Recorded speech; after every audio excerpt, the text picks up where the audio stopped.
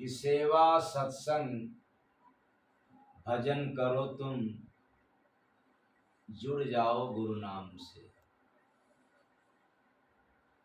जय गुरु बंदे जी समझाते निकल चलो कली ग्राम से। इसका मतलब ये गांव अर्थात ये नगर चाहे मोहल्ला घर अपना नहीं है।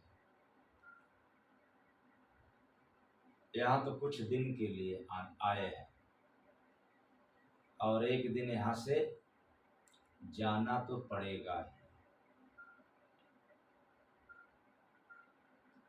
अब आपको चुनना है, जाते समय रोते हुए जाना है या हंसते हुए। लेकिन देखने में आता है कि यहाँ सब के सब रोते हुए जाते हैं। अरे अब तो जाना है, मेरे जाने के बाद परिवार का क्या होगा, बेटा बेटी कुटुंब कबीला का क्या होगा, अब तो मुझे चलना है। सब रोते हुए जाते हैं। ये काल का घर है, इसलिए इसको कहते हैं काल माया का देश है। हम चाहे कितना भी अपने आप को धनवान ज्ञानवान कुछ भी बन जाए, रूपवान बलवान पहलवान, लेकिन उससे भी ज़्यादा पहलवान उससे भी ज़्यादा बलवान कौन है? काल। एक दिन ले जाएगा और उसे कोई नहीं बचता है, क्योंकि संसार में नियम चलता है काल का। किसका नियम चलता है? काल का नियम चलता है। तो काल का नियम क्या है? झूठ बोलना। आप लोग नहीं बोलते हैं, अगर बोल रहे हैं तो काल का नियम, काल के नियम का पालन कर रहे हैं। बेईमानी करना, निंदा चुगलाई करना, बुराई करना, एक इसका नियम है काल का। जितना गलत काम है सब काल का है, और यहाँ सबका काम अलग अलग है। स्कूल का काम अलग है,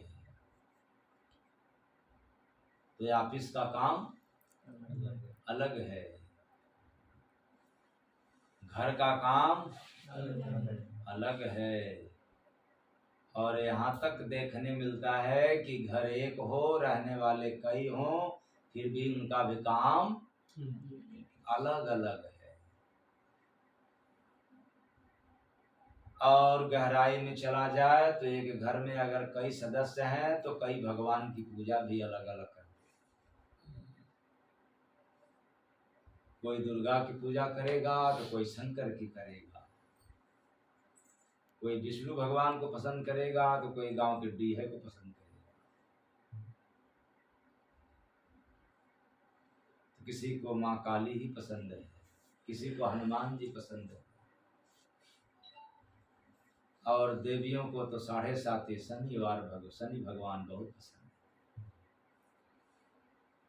पूजा करना। सबका अलग अलग,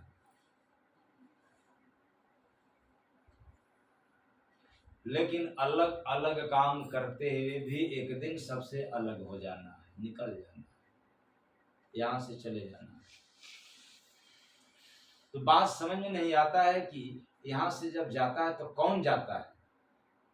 ये आँख या कान, मुख, शरीर या मन, बुद्धि, अहंकार या जीव, यही बात समझ में आ जाए तो इस संसार से जब निकलेंगे तो हंसते हुए निकलेंगे। अगर ये बात न समझ में आए तो रोते हुए जाएंगे,